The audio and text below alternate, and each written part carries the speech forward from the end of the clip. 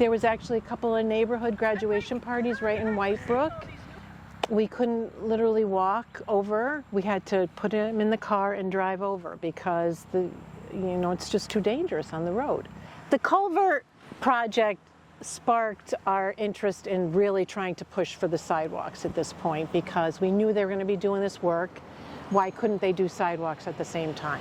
It was really nice to see all that come together and just all that synergy really result in this great project. And we've already started talking in the neighborhood. There are people walking through here that we've never seen before, and it's simply because of the sidewalks. A couple of weeks ago, my daughter was sending us a picture of our grandsons who just live around the corner from us, but they were on their scooters on part of the new sidewalk that was out there. So it really is, it's amazing to see. And I think that was one of the things that impressed the supervisor and the legislator, that we had a neighborhood effort to do it rather than just random conversation. So proud of our neighborhood to be able to do it.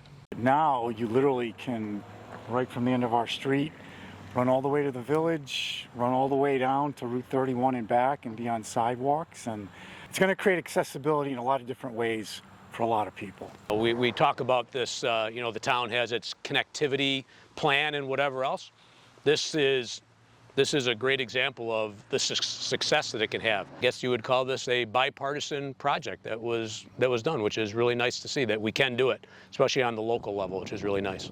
I mean, we just appreciate the collaborative effort between the town and the county, getting it done. We really, truly appreciate it and just feel very thankful about it.